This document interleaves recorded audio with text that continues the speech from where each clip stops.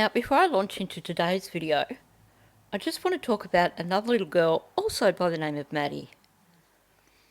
Her name is actually Madalina and she's now been missing since November 21st of 2022 from North Carolina. Now, just looking at the details on this FBI poster first, what it says here, Madalina was last seen on surveillance video getting off her school bus outside her home in Cornelius, North Carolina, on November 21st, 2022, and has not been seen since. She was reported missing to her school on December 15th, 2022, and I'll come back to that. Her parents reported last seeing her on November 23rd, 2022. Madalina was last seen wearing jeans, pink, purple and white Adidas shoes and a white t-shirt and jacket.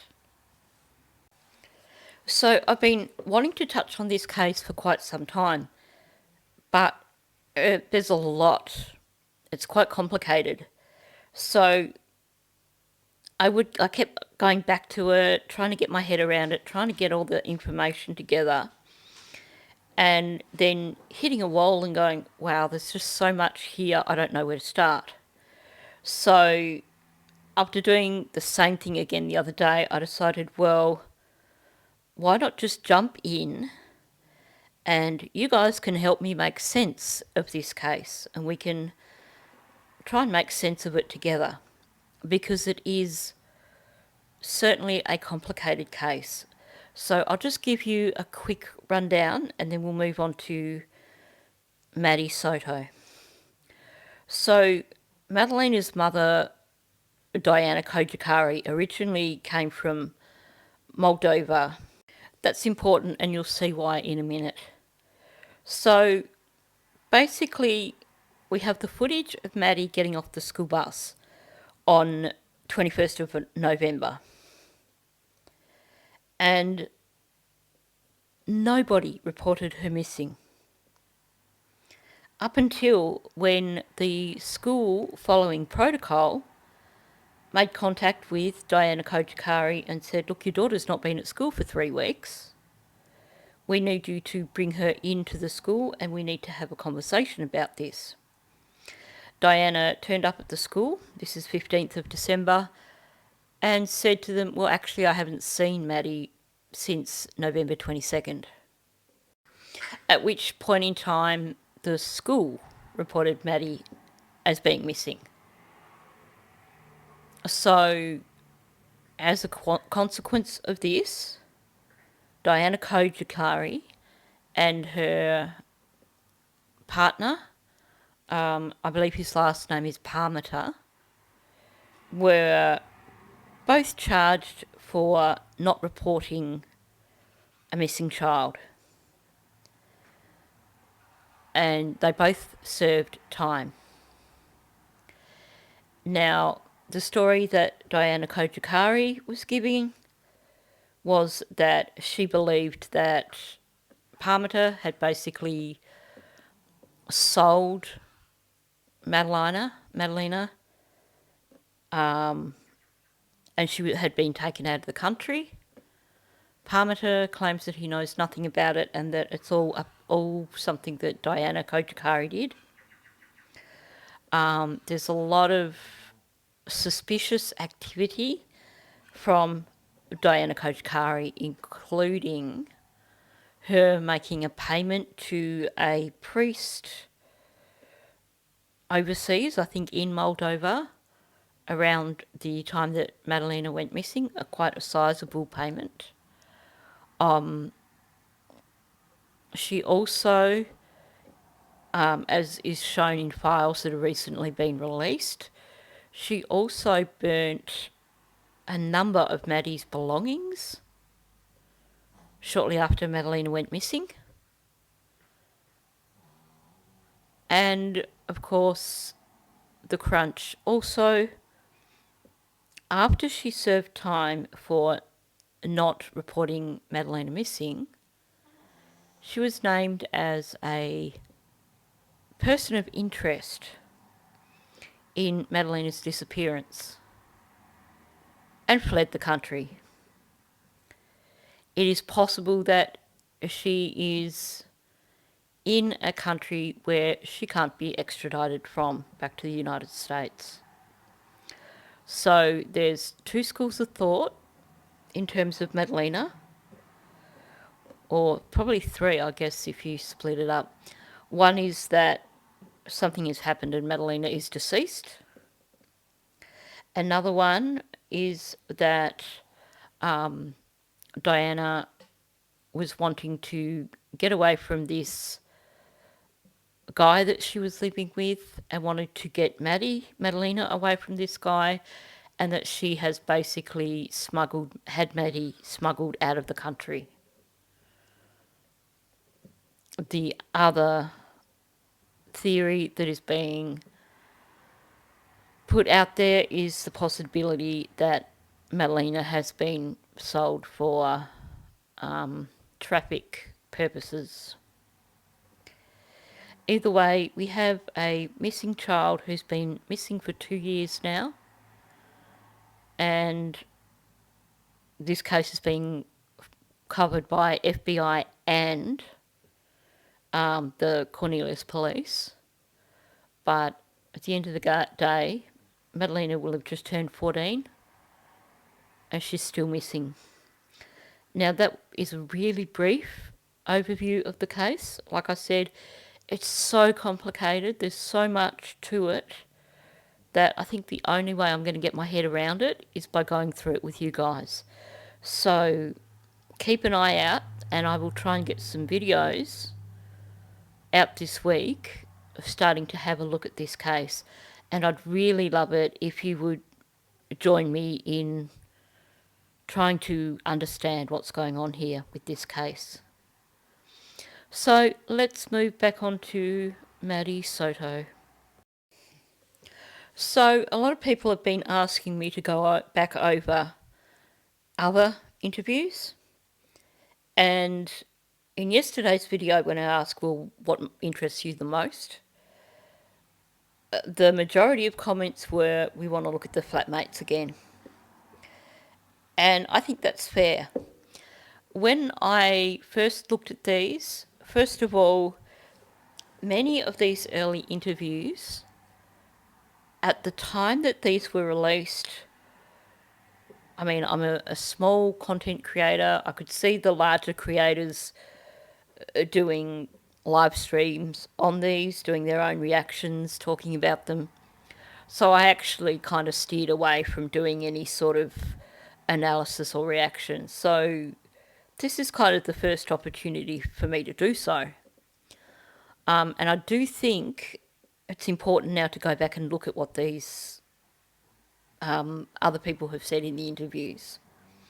So in terms of the flatmates, we have Angelica and Natalie.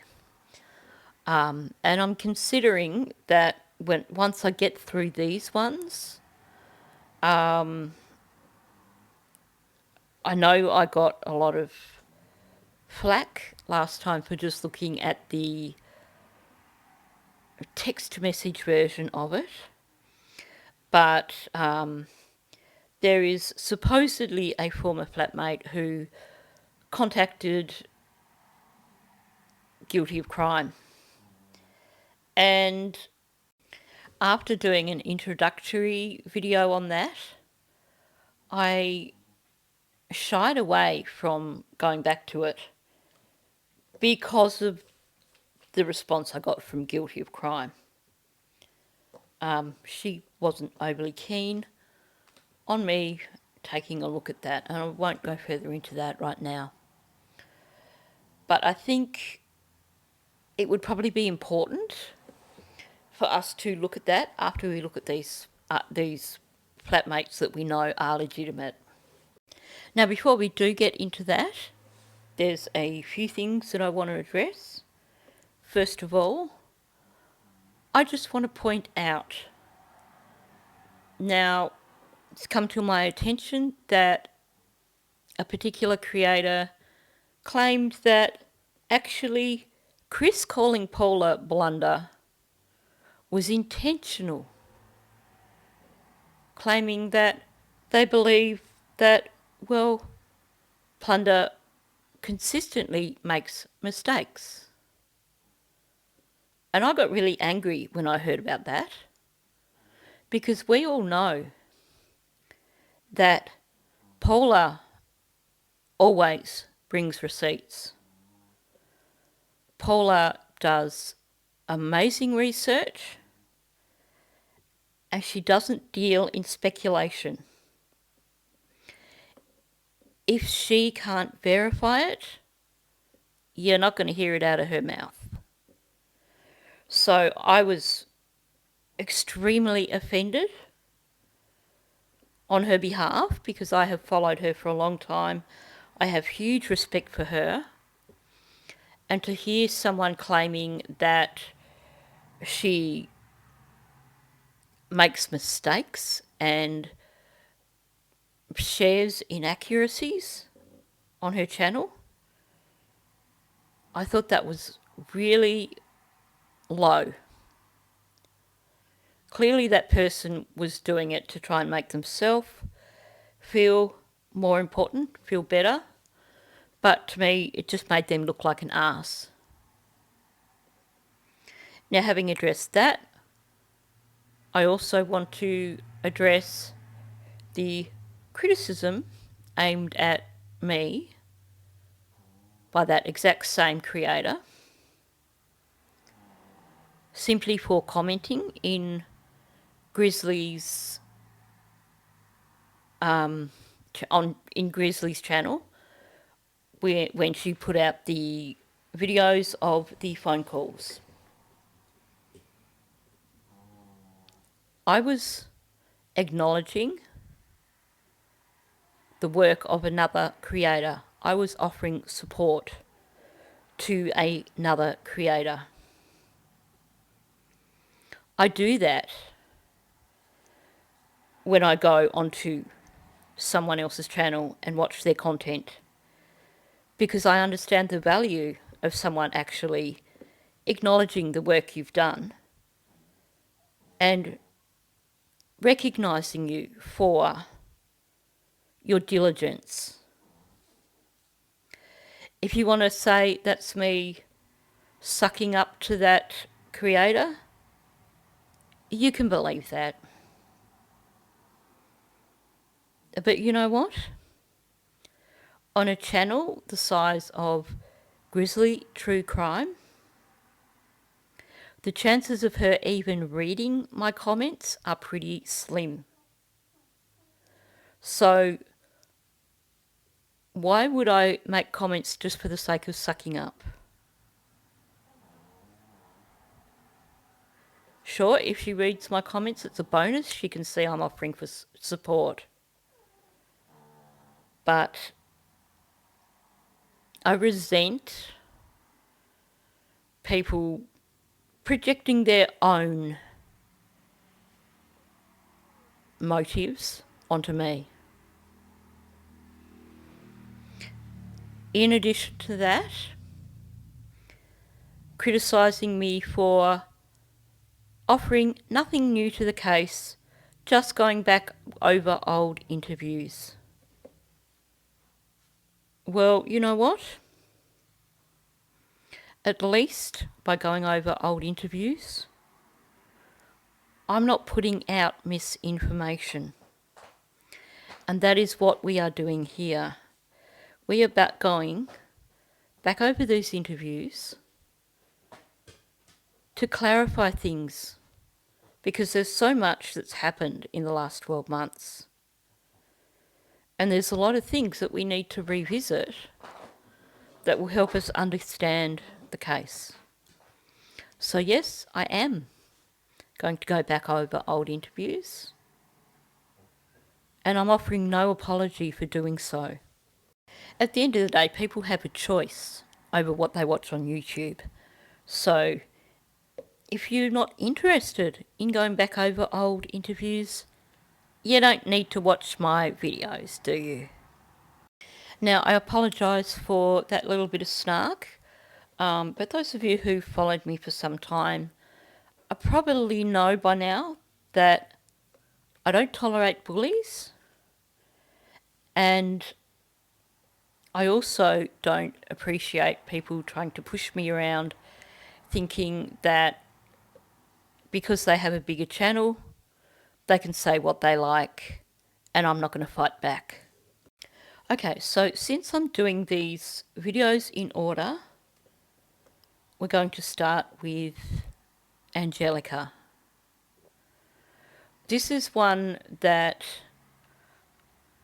I've really not looked at a great deal because I struggle with the whole back and forth with the translation and stuff. Particularly when the translator talks over the top of her and doesn't seem to have listened to what she said. But I think it's an important interview, and I think that of the two flatmates, I think Angelica actually offers more reliable information. So let's just jump in. Date is February 29, 2024. Time is 7:33 p.m. We are at 4012 Santa Maria Drive. It's myself, Detective Morris, Sergeant Breuer. What's your first name? Angelica. And what's your last name? I don't know what is in English, but negro in Spanish. El apellido. Nigro. Nigro. Okay. Mm-hmm. Entonces, her last name is pronounced Negro. It's Negro. Okay. Mm-hmm. And your birthday? I find it rather disrespectful that she corrected his pronunciation of her last name to Negro, and he didn't even acknowledge it. And the detective didn't either, let's be fair. All right. So before we start, can you raise your right hand? Antes que nosotros comenzamos, ¿puedes levantar tu mano derecha? Mm-hmm. Do you swear and affirm to tell the truth, nothing but the truth, to the best of your knowledge, so help you God? La pregunta que te vamos a hacer, tú prometes que vas a decir la verdad y solamente la verdad para las preguntas que te vamos a hacer contra las leyes de los Estados Unidos y lo que te vamos a preguntar. Sí, para la habilidad de usted. lo prometo. Yeah. Okay. Do you know... Yeah, you do you know why we are here doing an investigation? ¿Tú sabes por qué la policía está aquí en el apartamento para investigar algo? Por Mari. We're here because For Maddie. Por Mari, ¿no? Okay. Can we just acknowledge that we're only a few minutes into this interview and she's already said Maddie's name more than what Jenn has in most interviews. Now, Angelica has a rather quiet voice and she has a rather kind voice.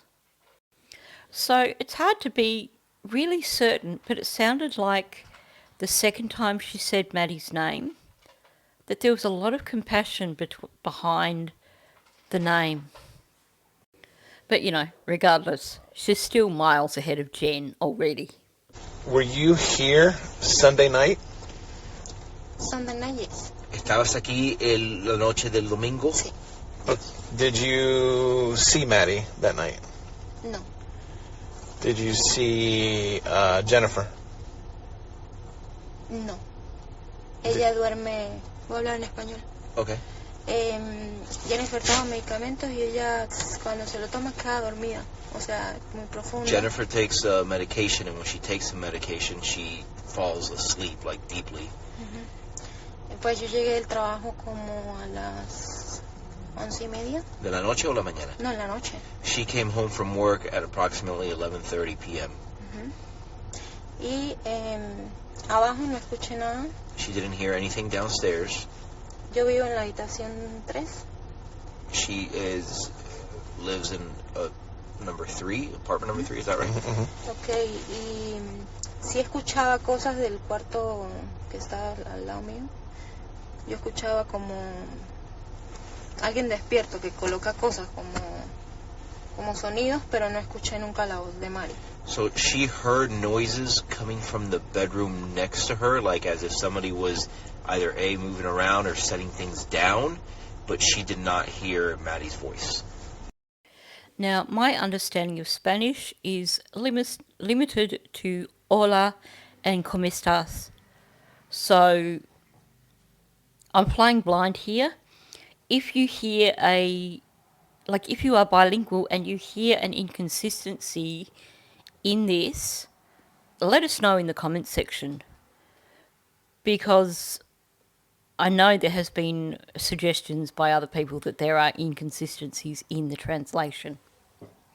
Now, let's just start with this little bit that we've heard. Angelica came home at around 11:30 p.m.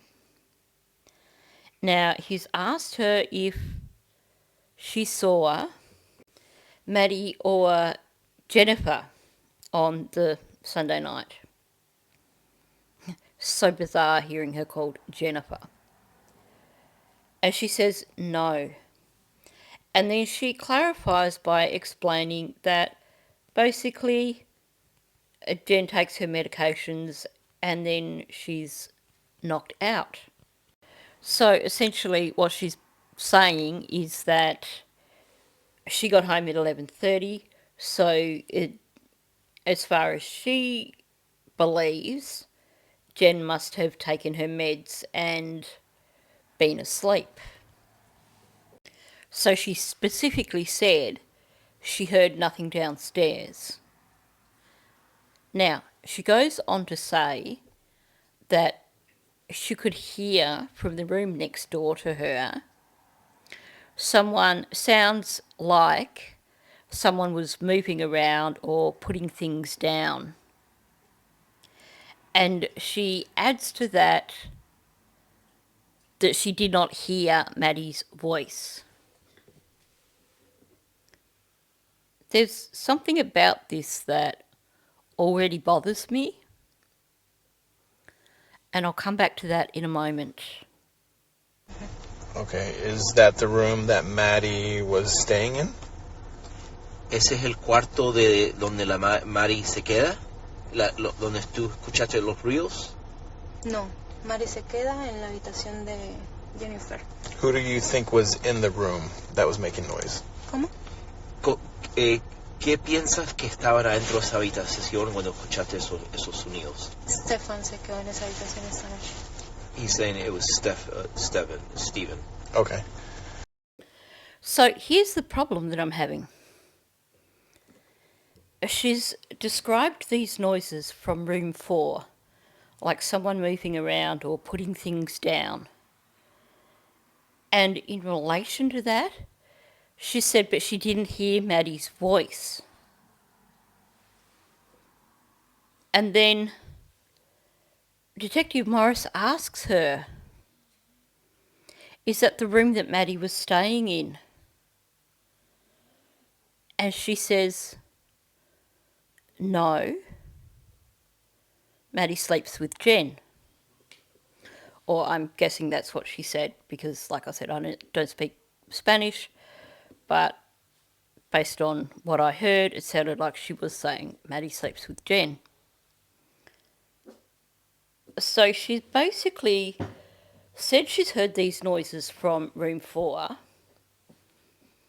clarified and said that even though she's heard the noises, she didn't actually hear Maddie's voice.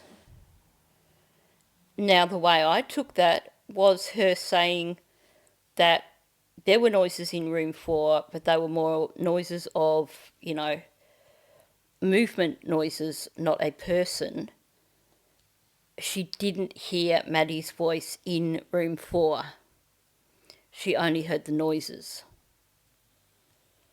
She'd already said she heard nothing downstairs, and she was talking specifically about room 4 when she said she didn't hear Maddie's voice. So he asks for clarification, is that the room that Maddie was staying in? And she says no, Maddie sleeps with Jenn. So then he asked for more clarification. Who do you think was in the room that was making noise? And her response is como, which you can tell by the intonation is, pardon me, excuse me, I don't understand. So the translator repeats it to her in Spanish.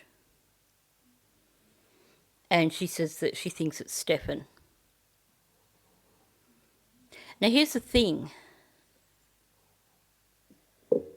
Having listened to both Angelica's interviews, one of the things that we've learned is that while she's not good at speaking English, she understands it really well. So in the later interview, you're only having the translator translating what she says back to the detectives, not the other way round. And she's made it clear to them in that interview that she understands what they're saying. So now, after making this comment that she heard noises but not Maddie's voice, and then after being asked, is that the room that Maddie was in? And then, who do you think was making noise in that room? Suddenly she doesn't understand and needs it translated. And then she gives the answer, Stefan. So to me, it sounds like she was actually meaning that she believed Maddie was in that room, that she knew Maddie was in that room. But then, as soon as she's basically asked to clarify that, she then has Maddie downstairs with Jenn. And then when asked, well, who do you think was in room 4? Suddenly she's having trouble understanding the English, which to me sounded like a stalling tactic. Or perhaps that was the moment she suddenly realised that she accidentally mentioned that Maddie was in room 4. So you get her basically asking for clarification. And then she says Stefan was in room 4. Now, let's look at it this way. She may have found out after Maddie went missing that Maddie had slept upstairs in room 4. But then, why not say that, knowing full well that if she's been told that by Jenn, then wouldn't you think that she would just expect that Jenn has also told that to detectives? So, if this was a mistake here, with her saying she heard these noises in room 4 but she didn't hear Maddie's voice, this suggestion that Maddie was in room 4 but she couldn't hear her, if it was just something that had been discussed after Maddie went missing, you'd think that she would then then answer with, well, Maddie normally sleeps with Jenn, but Jenn told me Maddie slept with her that night, or something like that. Not basically saying, oh, well, Maddie sleeps with Jenn. And then when asked who was in the room, it was Stefan. So is this one of those lost in translation moments? Or was she genuinely trying to protect Jenn by pretending that she didn't know that Maddie was in room 4, even though she knew that occurred? I guess it's also possible that if she didn't really know the full situation, that she may have believed that she was protecting Maddie by lying to detectives and saying, no, Maddie was sleeping downstairs. If that is indeed what was going on here. How long has she known Stephen? ¿Cuánto rato tú has conocido a Stefan? I have 2 years and a half living in this house, and I think en ese mismo tiempo. So she's been living here for about 2 years, so around the same time. What's the relationship between him and Jennifer? ¿Tú puedes decir la relación que tiene Stefan con Jennifer? ¿Cómo son ellos contra ellos? Stefan y Jennifer. Y Jennifer, sí. Ellos eran novios. Sí, obviously they were boyfriend, girlfriend, pero ¿cómo actuaron todos los días? ¿Cómo hablaron contra ellos? Por ejemplo. En todo ese tiempo sí, que estaban en su relación, bien. Pero, por ejemplo, una pareja normal. Al principio tenía muchas discusiones. Al principio sí tenía muchas discusiones, pero pues bueno, como toda relación, ¿no? She said in the beginning that she observed a lot of discussions, meaning como estaban discutiendo contra ellos en el principio, ¿me estás diciendo? Sí, sí. They were arguing a lot in the very beginning when she got here, but she said it was typical, boyfriend-girlfriend relationship. So, when you look at the timeline, basically, Angelica moved in, it looks like, just prior to Jenn and Stefan breaking up in 2022. So she must have moved in at the beginning of 22. And she's saying that Jenn and Stefan were having quite a lot of arguments. But she's describing them as being typical of a boyfriend and girlfriend relationship. Now, here's the thing. Here's a problem that I have with this. You're a single parent with a young child, and you bring someone into your home, and you're having a relationship with them. If you have reached a point where you are arguing with them a lot, that's going to impact on your child. Do you really think it's fair to maintain a relationship where there's so much argument with a young child in the house? You're creating a volatile environment where that child doesn't have the opportunity to feel safe. Children can be so sensitive to what's going on around them. And we're hearing now that Jenn and Stefan were arguing a lot. Although she also says that it's typical of a boyfriend-girlfriend relationship, which is a little bit contradictory. But the fact that she's saying that they were arguing a lot, to me says that it was noticeable. And I can't help thinking that just maybe but typical of a boyfriend-girlfriend relationship was her sort of backing off from that statement, trying not to dump Jenn in it. I will say that this does tie in with my belief that Jenn really had very little respect for Stefan, and the relationship was really nothing more than one of convenience. There was something that Jenn got out of this for her own selfish purposes. It wasn't about being in a loving relationship. Did Jennifer ever talk to her about her and Stefan's intimate relationship? Jennifer, ¿alguna vez confiado a usted o hablado contigo de las relaciones que ella tenía con Stefan, por ejemplo, sexuales? Oh, no. Nunca?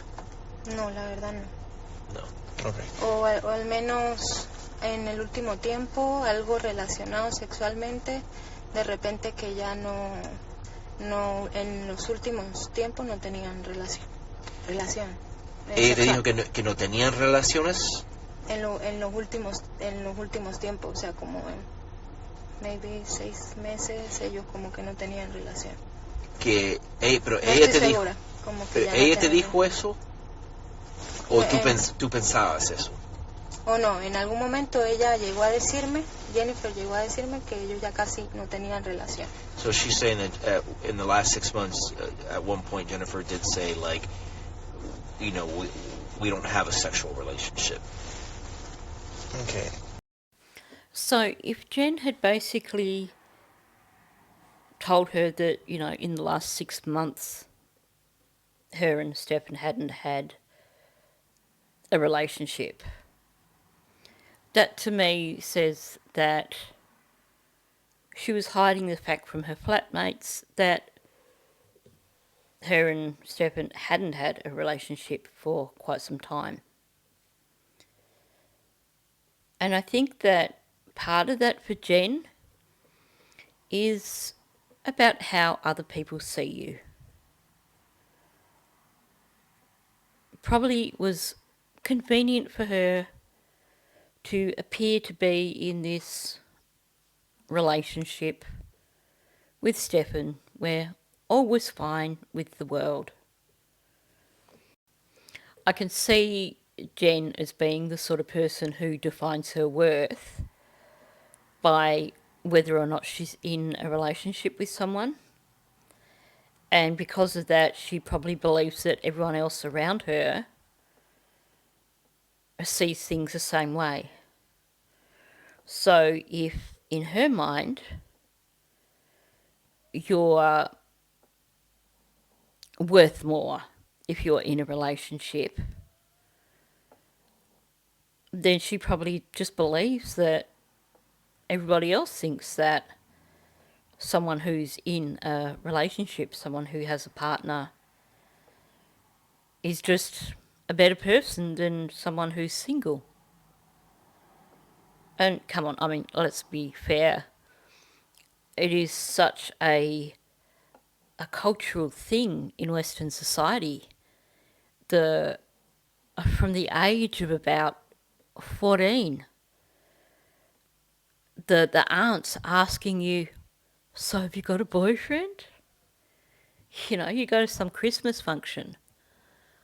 You're there at Christmas dinner and someone wants to know because you're in high school now, so have you got a boyfriend yet? And from then on, it really doesn't stop, does it?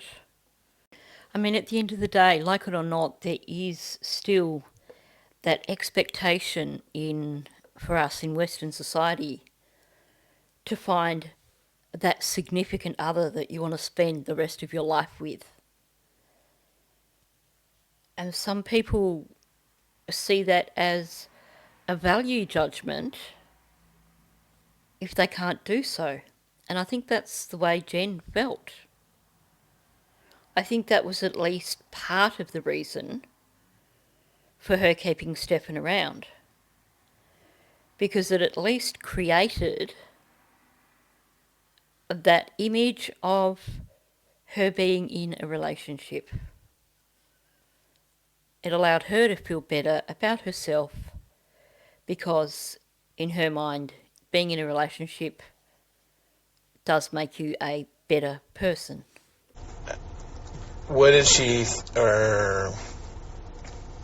What was the relationship between Steven and Maddie?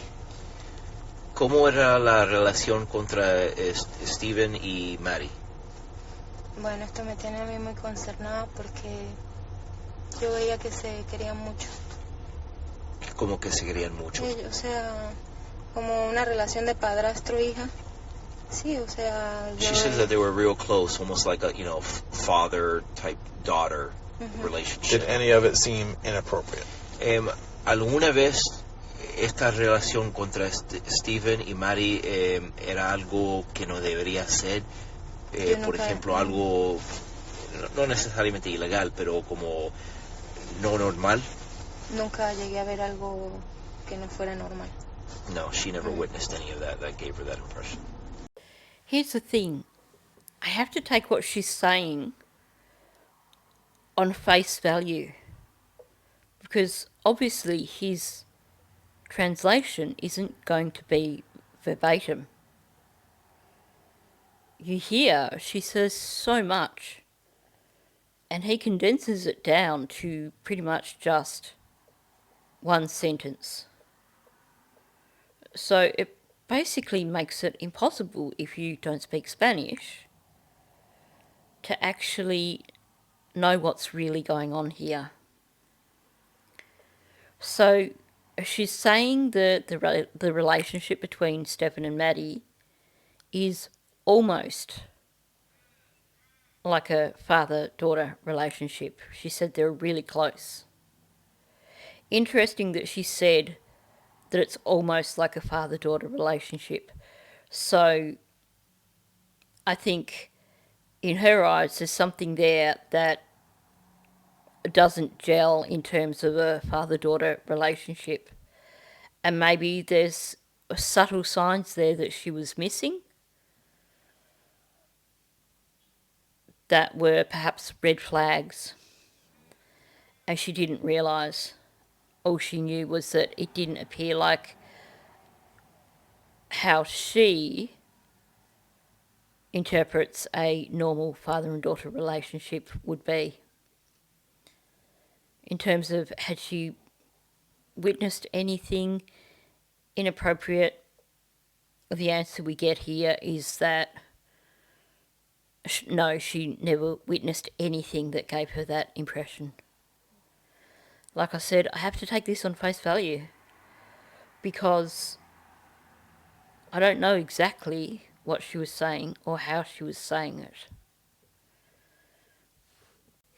Now, we do need to acknowledge here that she's the one who didn't have the ensuite bathroom.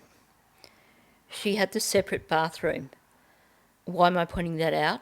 Because Jenn mentioned that Stefan used the downstairs bathroom because her flatmate didn't want him using the upstairs bathroom, meaning Angelica. So, to me that says that I think Angelica probably at the very least had a bit of a gut feeling about Stefan, and she didn't like the idea of him using her bathroom. Or it could just be that, you know, if she had to clean the bathroom herself, she didn't want to have to clean up after a male who maybe wasn't quite as hygienic as he could be. Okay. How did Steven act towards her? Conmigo. Sí, ¿cómo actuaba él conmigo? Sí. Muy poco, no sé, muy poco. Pero cuando dices muy poco, como muy poco conversación. Muy poca conversación. O solamente era como hola, chao, very minimal, like very just, minimal, like yes. Hello, goodbye type of thing. Any kind of flirting or anything like that towards her?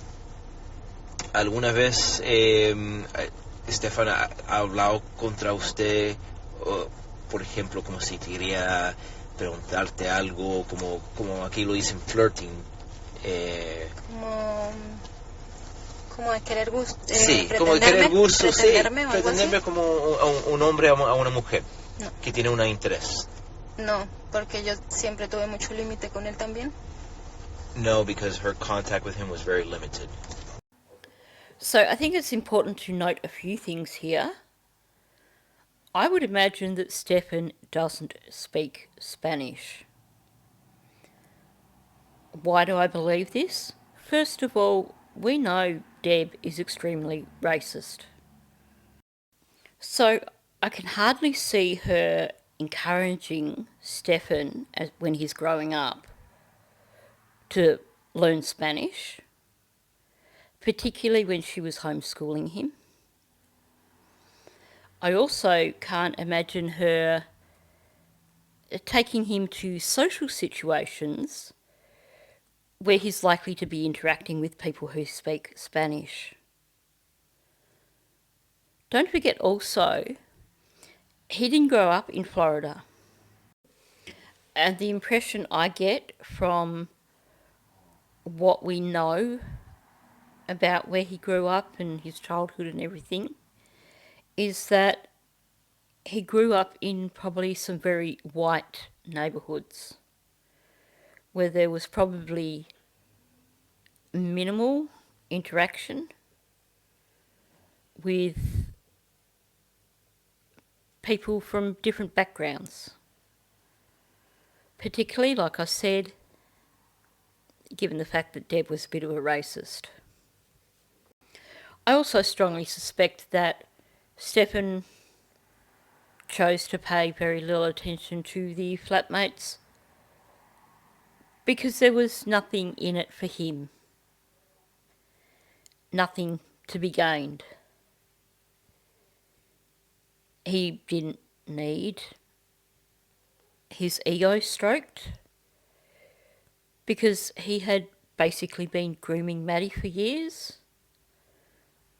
and he was essentially having his needs met there, which is a horrible thought, but sadly that's just what poor Maddie was going through. So he was obsessed with Maddie. He was obsessed with that sort of stuff with Maddie. So to him, there's no need to pay attention to the flatmates. One thing that narcissists have in common is that if there's nothing you can give them, you are invisible to them.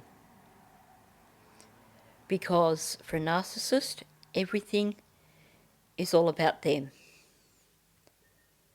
So he probably saw them as being completely inconsequential and therefore couldn't be bothered giving them the time of day, or at least couldn't be bothered having a decent conversation with them other than just hello and goodbye.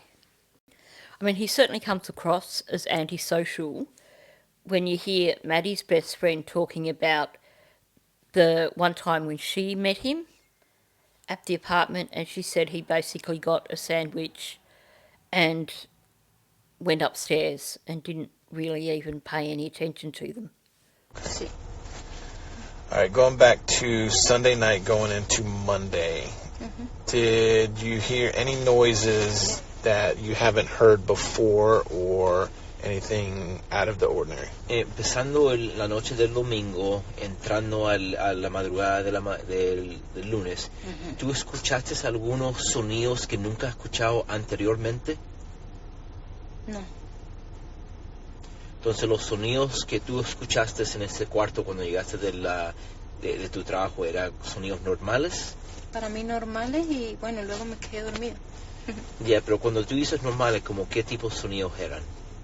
Como si tú pusieras cosas como que yo pongo el teléfono, como que suena así.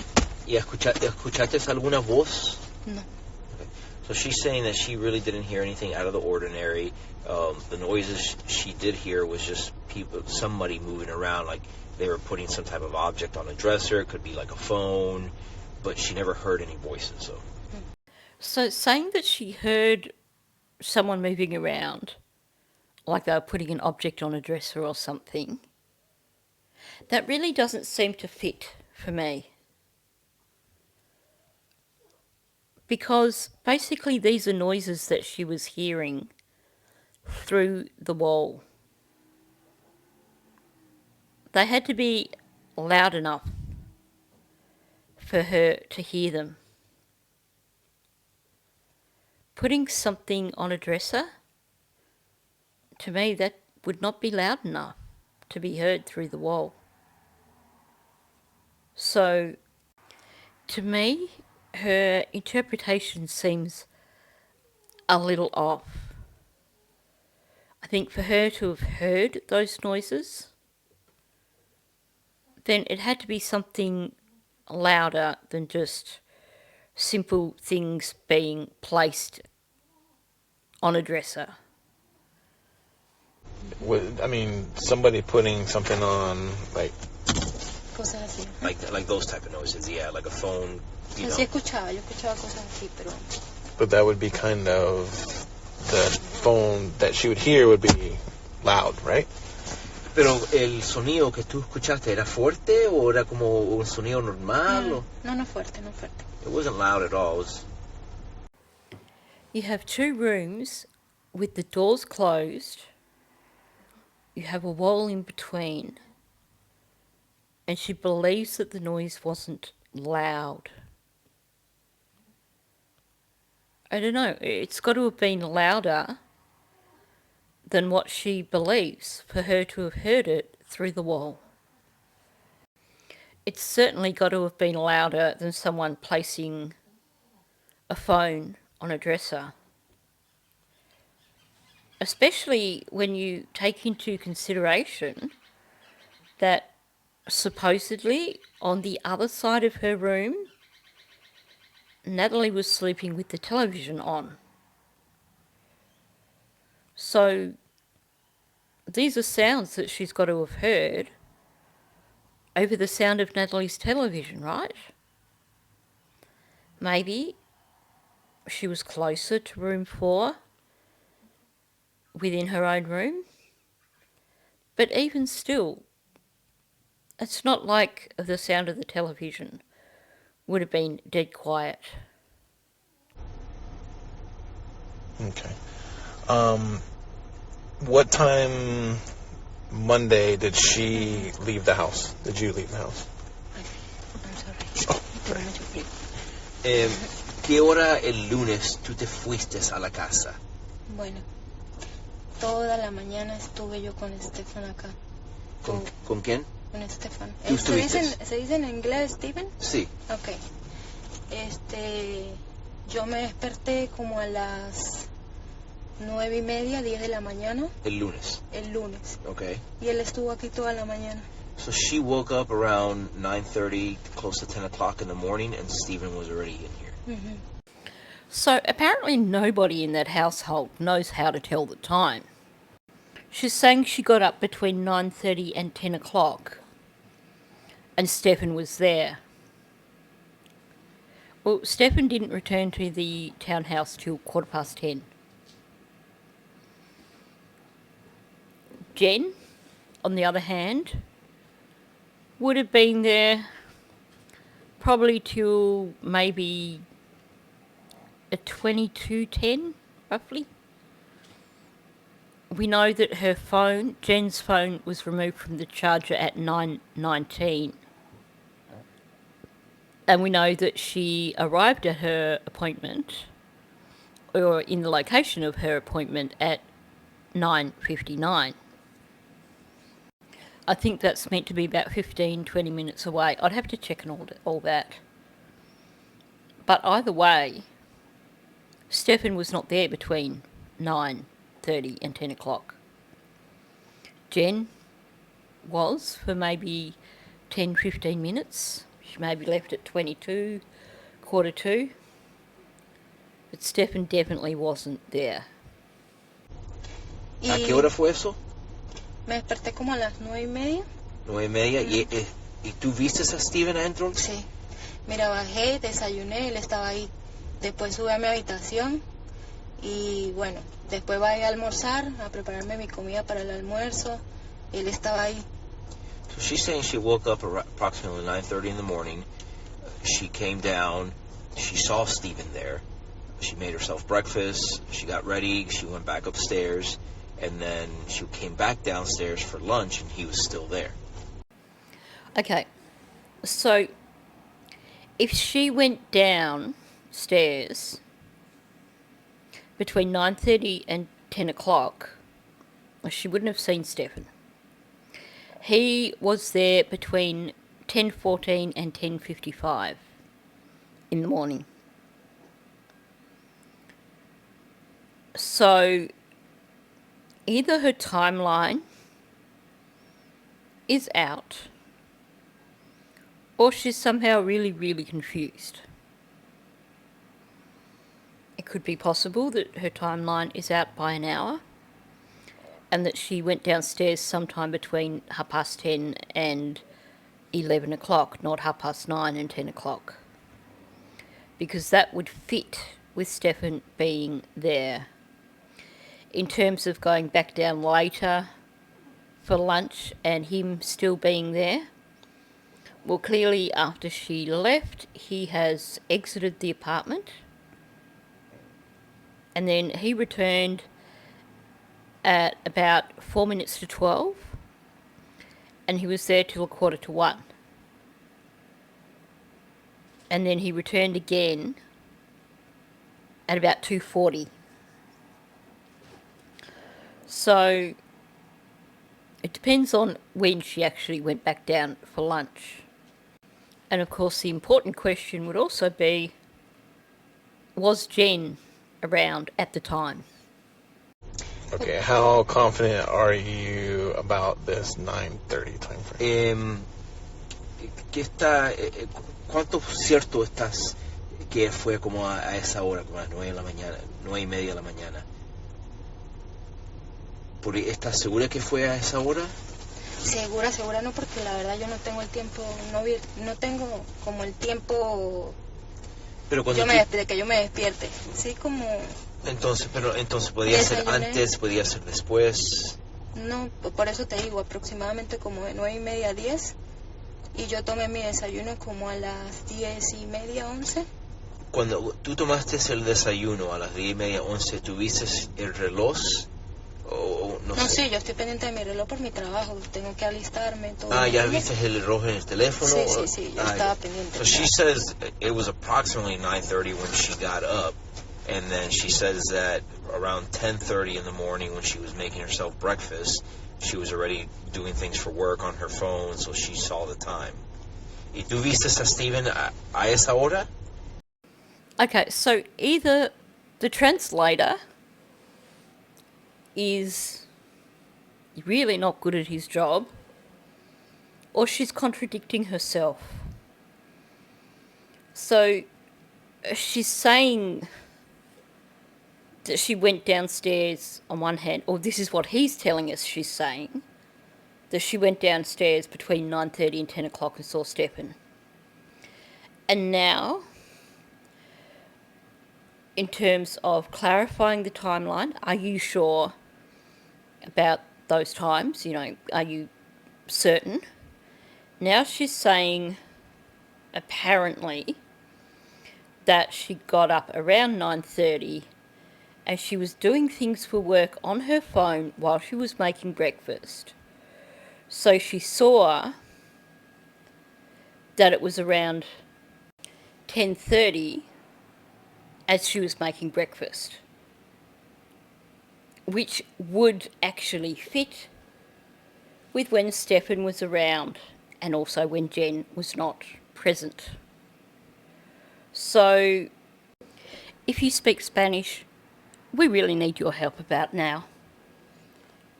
Has he mistranslated, or has she changed her story? El lunes? Sí. So she says she saw Steven, around that time. Around the 10:30 time frame. Como a las 10:30. Sí. Pero también dijiste que cuando te despertaste a las 9:30, 10, también lo viste. Sí. Y él estuvo aquí abajo. Sí. So she says that when she woke up at approximately... Bueno, subía, bajaba, salía, volvía a entrar. Okay, so when she woke up at approximately 9:30, she saw him downstairs, but he was going upstairs, downstairs, in and out of the apartment. Mm-hmm. So if we go down towards the bottom of this particular page from the timeline, what we have occurring before Stefan leaves the townhouse is that he has gone out to the dumpster and put more items in before returning to the townhouse and turning Maddie's phone back on. We know that he returned to the townhouse because after that period of time, the next time any steps are recorded on that phone is when Jenn collects it to take it with her to supposedly pick up Maddie from school. So that phone was definitely in the townhouse when it was turned back on at 10:55. So he has, in fact, exited the townhouse just shortly before 10:54. I don't know how long it takes to get across to the dumpster. And then returned to the townhouse, turned Maddie's phone back on, and then left. He left shortly after turning Maddie's phone back on because he's basically seen exiting the complex through the main gate. And it does take a short period of time to get from the townhouse to the main gate.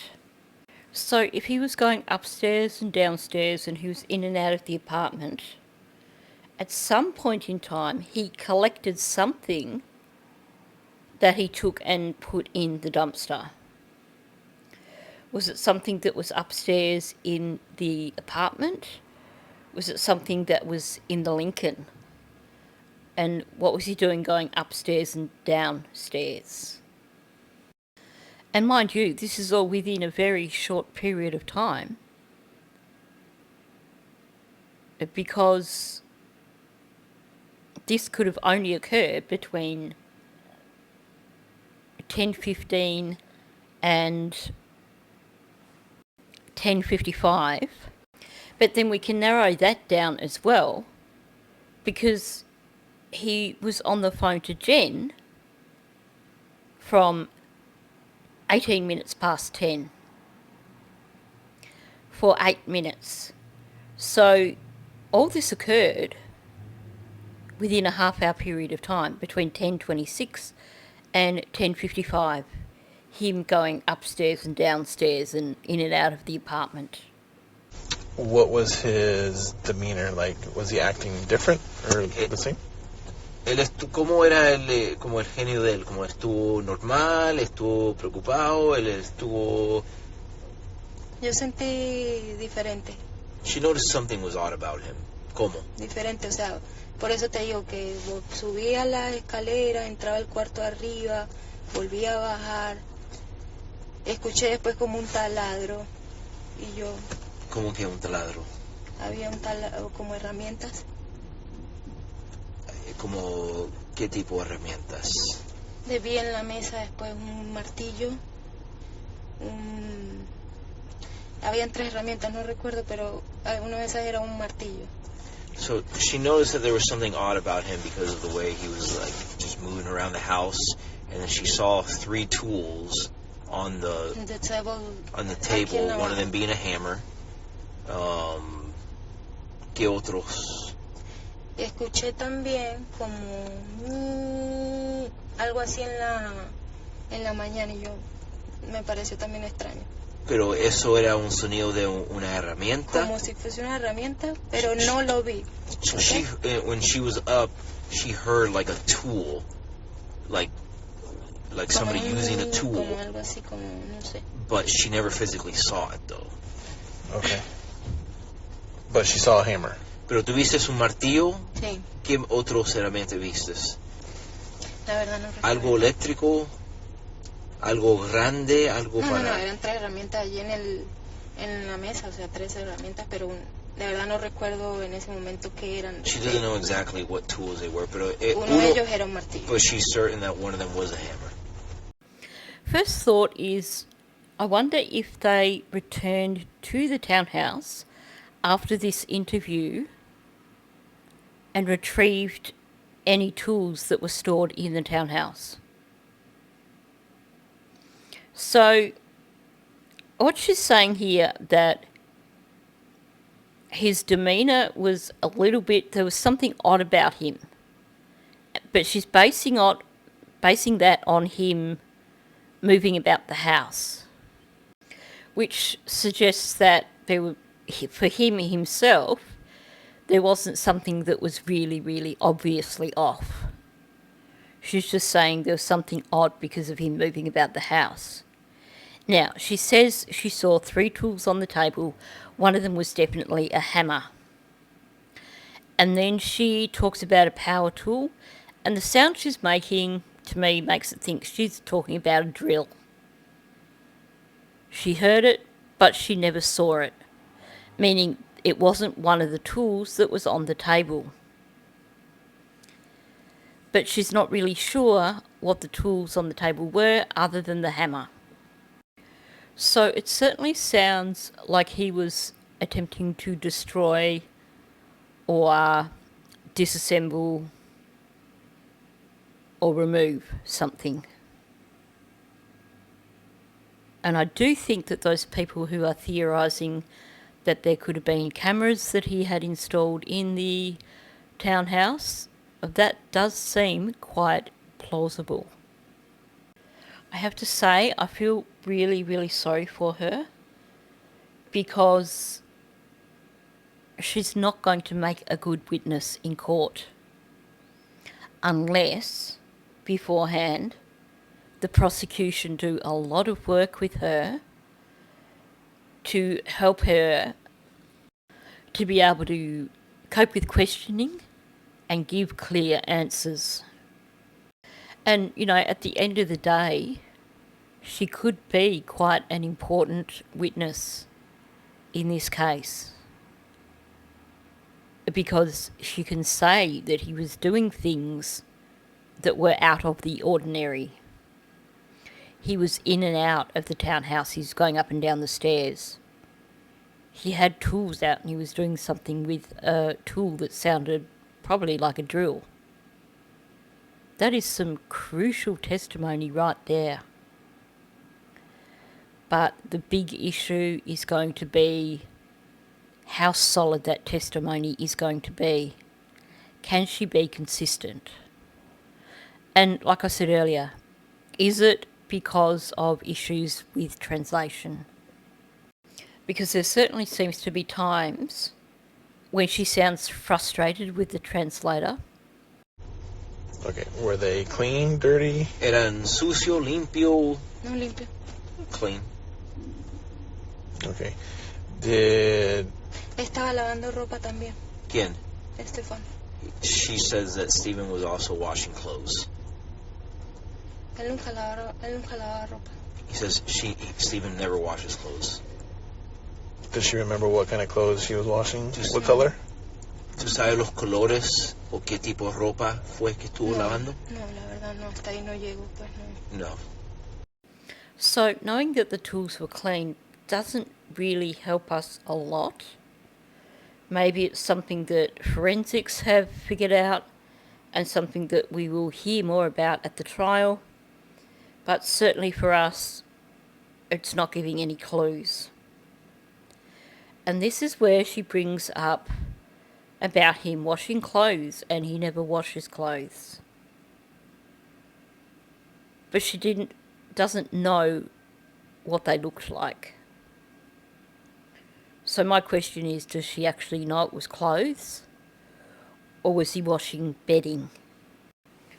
So I actually suspect that Angelica probably from day one had the heebie-jeebies from Stefan. Because we could turn around and say, wow, she's a terrible witness.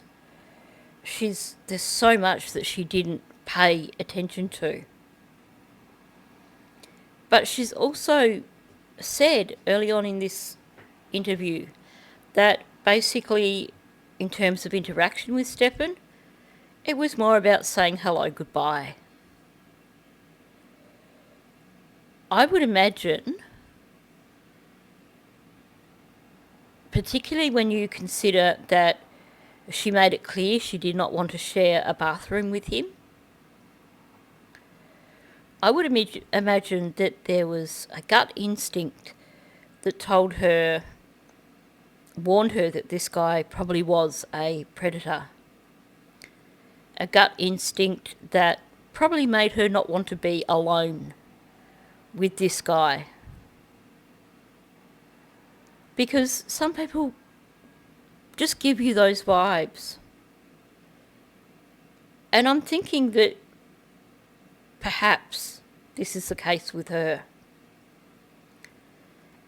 And if that is the case, if he did give her that kind of heebie-jeebie vibe and she wasn't comfortable with being alone with him, then yes, I could imagine that being in the townhouse and it's just her and it's just him, that she would be paying as little attention to him as possible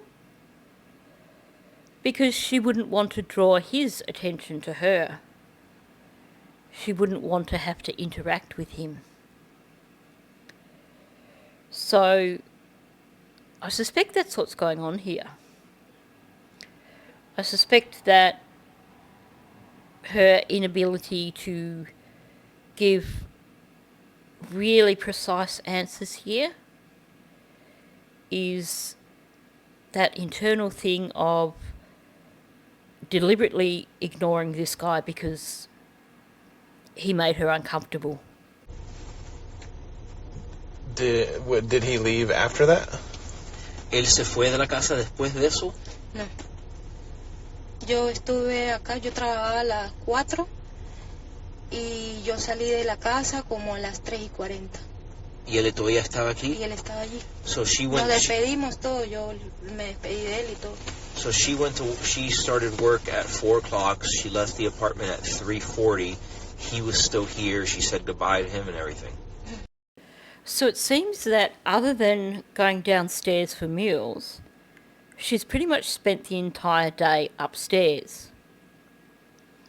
Because we know that he went out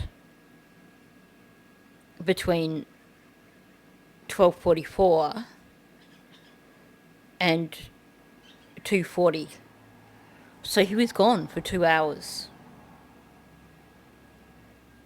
I'm thinking that based on how she's saying this, that in terms of observing him doing laundry, that he did that after he returned from his trip to St. Cloud. So sometime after 2:40. Because she's talking about him doing laundry, and then she's asked, did he leave after that? And she's like, no, I left and went to work. She hasn't offered clarification in terms of when she heard the power tool or when she saw the tools on the table. So are we looking at that half hour in the morning before he originally left, where she's saying he was upstairs and downstairs and in and out of the apartment? Is that separate from him using the power tools? Was he using the power tools when she saw him in the middle of the day? Which would be interesting because that's when Jenn was there. Or was he doing that after 2:30 when Jenn wasn't there? So you've got those 3 blocks of time. He was there between 10:40 and 10:55. Jenn wasn't there. He was there between 11:56 and 12:44. He got back after Jenn. They were both there together during that 40-minute or 50-minute period of time. And then he returned at 2:40 when Jenn wasn't around. So it's actually kind of important to know what he was doing when,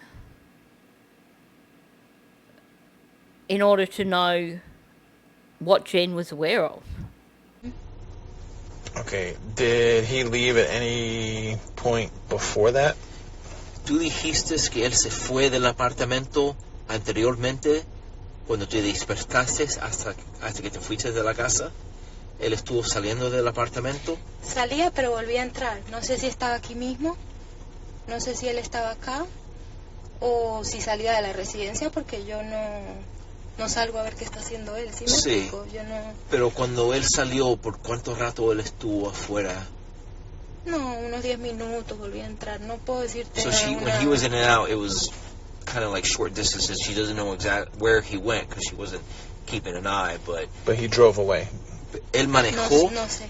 She doesn't know. No lo vi, no lo vi. Okay, so in terms of him being in and out of the townhouse, she has to be referring to the afternoon, not that period of time just before he went out at like 10:55, because she's saying when he was in and out he was going short distances,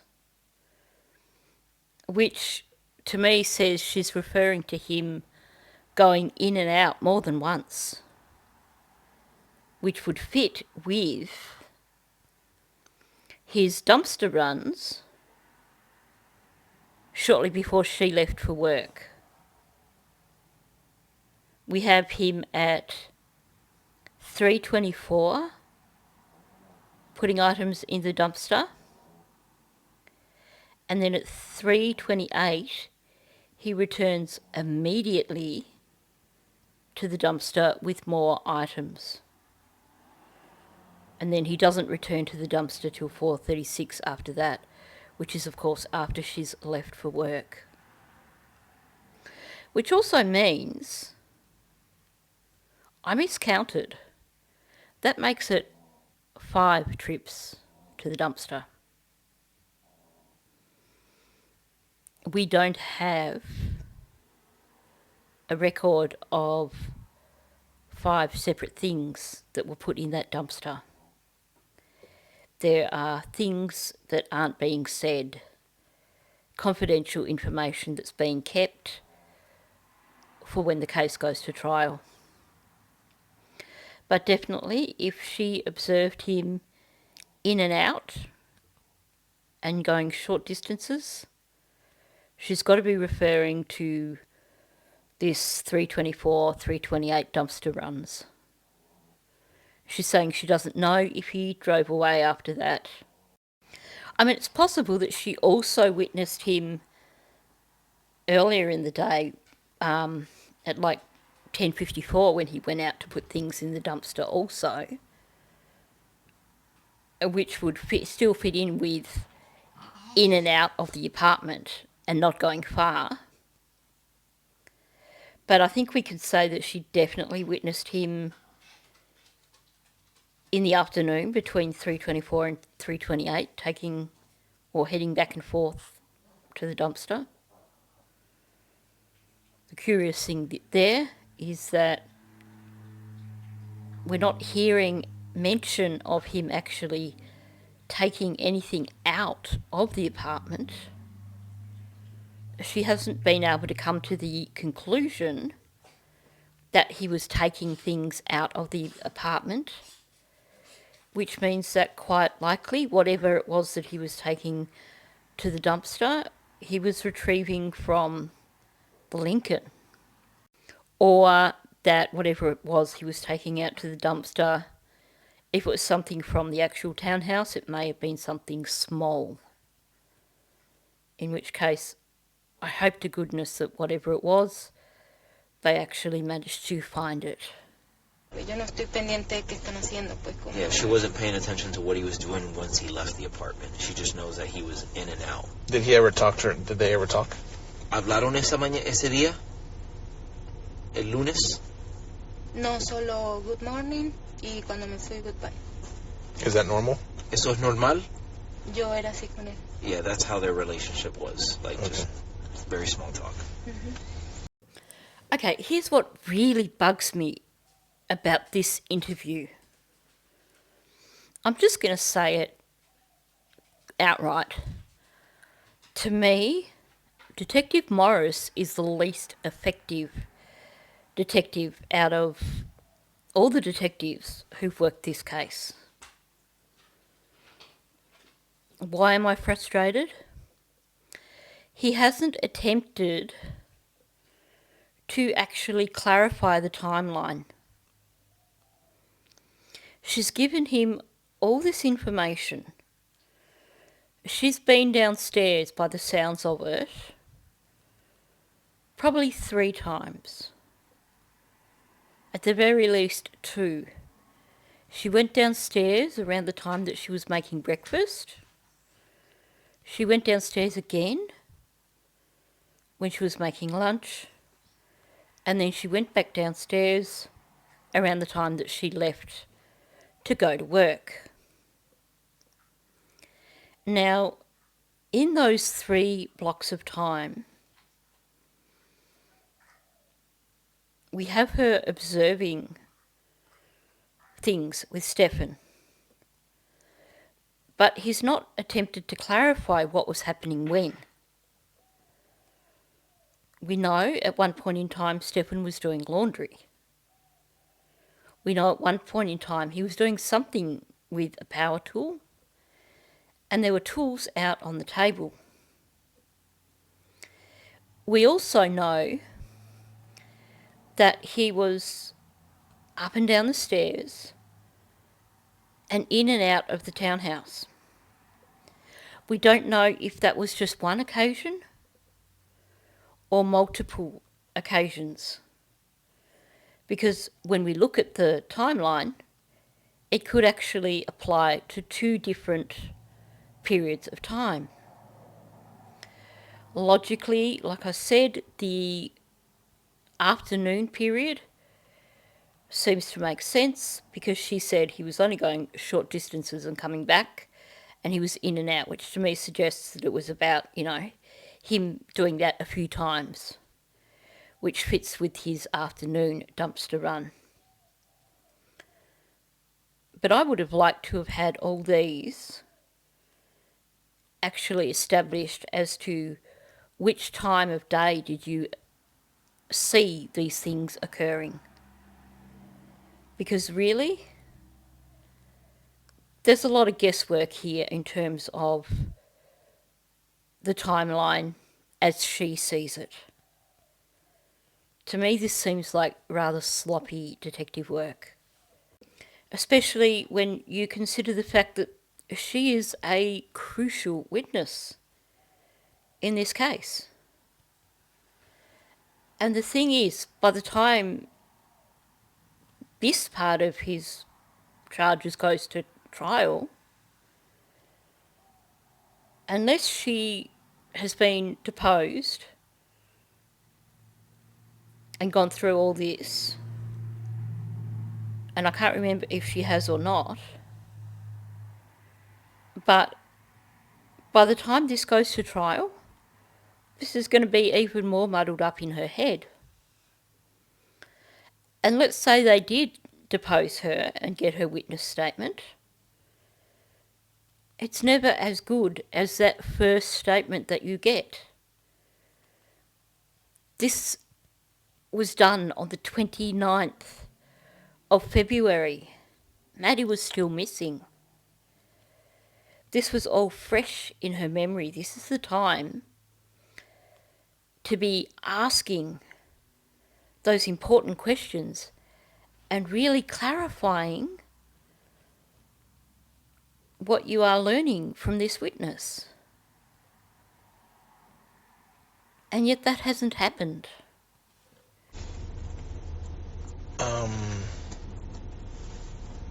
When she left to go to work, what time did you get home? Monday. Monday. Yes. Sí. Ese día cerramos como a las 11. Around 11 p.m. de la noche. Were Jennifer and Steven here? Yes. Was Maddie here? Maddie? No. She wasn't? Did they say anything to you about her? Apenas entré. ¿Cómo? Apenas entré al apartamento, ellos me llamaron para...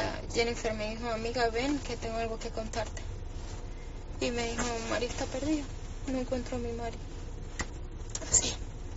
Okay, so when she came home, Jennifer said to her, like, come down here, I need to tell you something.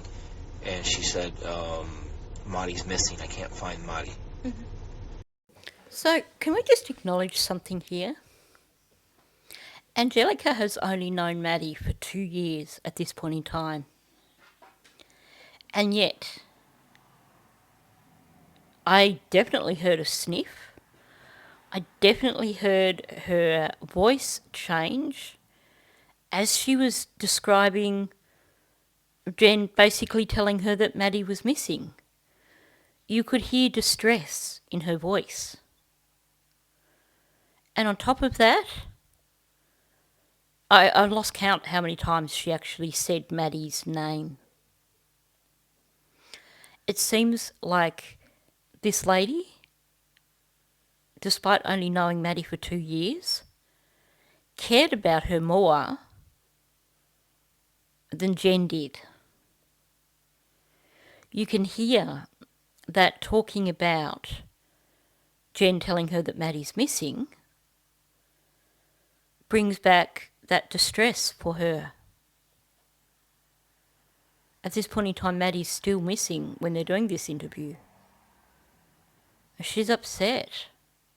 Can we also acknowledge that Jenn saying, Maddie's missing, I can't find Maddie, is ridiculous because Jenn never tried to look for Maddie. So of course she can't find her because she never bothered to try and look in the first place. What was she like? Yeah, like what ¿Y cómo era Jennifer? ¿Cómo la... Llora, desesperada, llorando. Crying, desperate?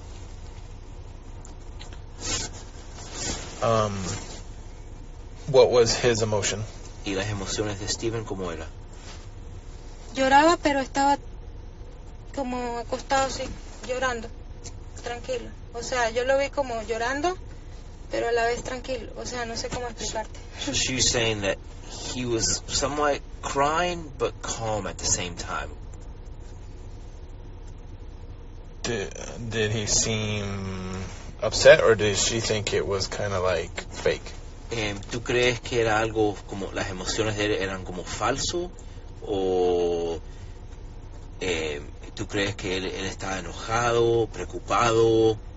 ¿O estaba como llorando solamente para llorar nomás, para que alguien no piensa que algo está pasando? Pues analizando el momento y recordando, creo que, o sea, yo siendo padre o madre hubiese actuado de otra forma. Looking back and analyzing how he was, if she was a mom or a dad, her emotions would be a lot different than his. So let's talk about what she's just said here. So she's saying that she got home from work, Jenn's told her Maddie's missing and she can't find her. She says that to her, Jenn appeared to be crying and she appeared to be desperate. She said Stefan appeared to be crying, but he appeared to be calm. And then he asks her if she thought it was fake with Stefan. And she is saying, looking back on it, it's not how I would have reacted if I was a parent. Meaning that in retrospect, when she looks back, she realises that actually something wasn't right with the way Stefan was reacting. Well, we know that. We know he was faking. But why is this significant? Because I have doubts over whether or not Jenn really was crying or whether she was fake crying. Now, some people do hide their emotions from public.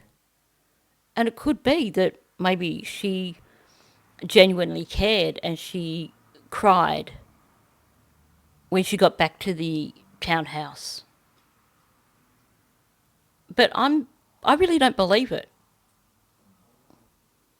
For starters, I think that if Angelica at the time believed Stefan was crying, then what's to say that she wasn't also fooled by Jenn and thought that Jenn's act was genuine crying when it wasn't? The other reason I'm saying that I don't believe it is because that was at 11 p.m. Think about this. What occurred an hour after that? Officers turned up at the townhouse to interview Jenn and Stefan. Jenn didn't look like she had been crying. Jenn looked like she was thoroughly toasted. There's a difference. But she never made it. I went to the school to pick her up at the end of the day, and she never came outside. I drove away thinking maybe she walked to my mom's office, because sometimes she'll do that if I can't pick her up. And my mom's office is less than, what would you say, half a mile away? Yeah. It's pretty close. Something like that. See what I mean? Toasted. There's no actual puffiness or redness around the eyes. It's just that her eyes are red. It's not someone who's been crying. That's someone who's been getting into the recreational stuff, let's say. Had she been actually crying when she told Angelica about Maddie missing, you'd be able to tell in this body cam footage. Okay, going back to the tools. One was a hammer. Were the other tools small or grande? Como medianos, grande, como así. Yeah, entonces... Como normal, como... Pero eran como una herramienta para un tornillo, para algo eléctrico, para... No era eléctrico, no, yo no vi eléctrico allí en la mesa, pero sí recuerdo que cuando Jennifer llegó, salimos del cuarto y estábamos en la sala con toda la situación en la noche, ella le preguntó a él, ¿y estas herramientas? ¿Qué hacen acá estas herramientas? Y él le dijo, porque estaba terminando el proyecto, no sé de qué proyecto están hablando. Okay, ¿y qué día fue eso? Eso fue el lunes, ese mismo lunes en la noche cuando me estoy enterando de toda la situación. So she noticed that the tools were small. It didn't appear to her to be electrical or anything like that, but she can't describe them. But she does remember when Jennifer was telling her that Maddie was missing. She looked at the tools, and Jennifer asked Stephen, like, what are these tools, like, what are they doing here? And Stephen replied to Jennifer, like, oh, I was finishing up a project. Mm-hmm. But she doesn't know what project he was referring to. Have you ever seen those tools before? ¿Alguna vez has visto esas herramientas antes? No. I'm sorry, but why not ask if she can perhaps describe the tools or draw the tools? So all we know at this point in time is that he had a hammer and there were a few small tools that weren't electrical. But he was also at some point in time using a tool that was an electric tool of some sort, possibly a drill, by the way she's describing it. And yet, that's all we get. Yes, the Chihuahuas have reached crazy time. They are basically chasing each other around the house, stopping to wrestle, and then chasing each other around the house again. So that's what the background noise is at the moment. Now, she's relaying here that basically, Jenn saw those tools that evening and asked Stephen what they were. And he said that he was finishing up a project. Now, you know what's really curious about that?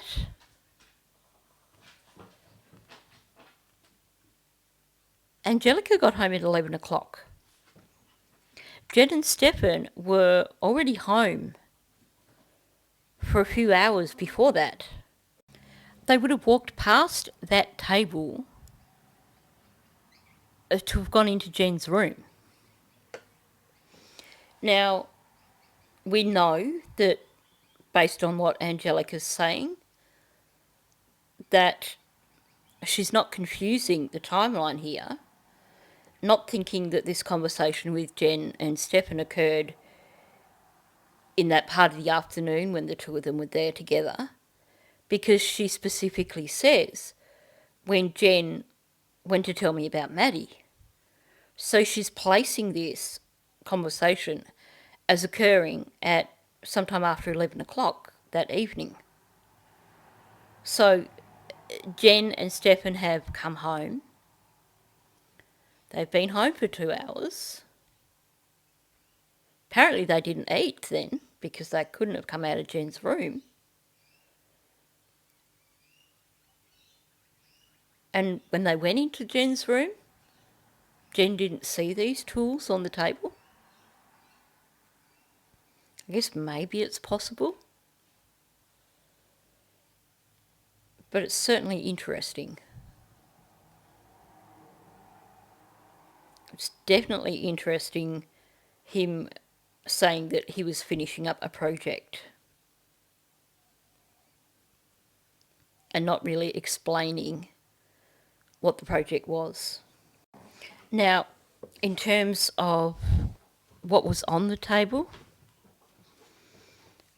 all we can go by is what was on the table an hour later. And to be honest, it is a little bit fuzzy, more than a little bit fuzzy. And looking at that, I couldn't even begin to guess. And I actually suspect that the tools might have been removed prior to this point in time, because that's certainly not a hammer anywhere on that table. So whatever that black thing is, it looks like it's some sort of material almost. It's got a long strap, maybe a pouch or something. I can't figure out the pink thing. And trying to zoom in makes absolutely no difference whatsoever either. Although, that said, let me know if you've got any ideas. If anything there looks vaguely familiar to you. But to me, it's just blobs, and I certainly don't see anything there that looks like an actual hammer. So I suspect that by this point in time, whatever Stephen had out has been put away, which is a shame, because obviously forensics could have cleaned up this photo or this image and had a good look at what was on this table. But I suspect that what's there now is not what was there at 11 o'clock. Meanwhile, in terms of had she seen those tools before, I suspect that Angelica is not overly familiar with different types of tools. So if those tools actually happen to be stored in the apartment, then it's quite possible that she's just never had a need to use tools and therefore never really observed those tools. So we would really only be speculating in terms of whether or not they were from the car or from the apartment. And yes, I did go down that rabbit hole. I went over and went through the photos from the forensic examination of the Lincoln. There's nothing that matches that in those photos. And I had a quick look at the photos from Jenn's room, but, you know, the areas where it would be, they are so cluttered that while I didn't see anything, it's always possible that I missed it. Could it be stashed in Stefan's backpack upstairs? Possible. If so, it's been left off the list of evidence. So whatever those tools are, it's not something that I can figure out. Now, I think this is actually a good spot to stop today's video, because then they start discussing Tuesday with her. There's still about 15 minutes of this interview left, so I think this is a little bit past the halfway mark, so it seems like a logical spot to stop around. Now, like I said, it's difficult because I think we're losing a bit in translation. My initial thoughts that she may have been covering up for Jenn. Possible. She's certainly not trying to cover up for Stefan, that's for sure. But I think maybe she is perhaps being a little bit protective of Jenn. Let me know your thoughts. Is she a credible witness? Yes and no. The issues with the timeline are going to be problematic in court. And the lack of description of tools and stuff is also going to be problematic. And I hope that's something that detectives have figured out since this interview. Like I said, hopefully they returned to the townhouse and retrieved any tools that may have been in that location. I realise that this interview is probably not as valuable as Natalie's interview, but I think to really get the full picture, we need to look at both of them. And I'm just doing them in order. So I will finish this one off in tomorrow's video, and then we'll move on to Natalie's interview, which will be quite interesting. So I'm really looking forward to hearing your thoughts from this interview. I'm hoping that maybe someone might have managed to wrap their head around the timeline a bit better than I did, because there's a lot of vagueness in her descriptions. It makes it really hard to actually pin down what happened when, and Detective Hunt didn't do anything to try and clarify that either. So on that note, thanks for listening. If you are new to my channel, please subscribe. Also, please hit the like button, and of course, please leave a comment. Thank you, and I'll catch you in the next one.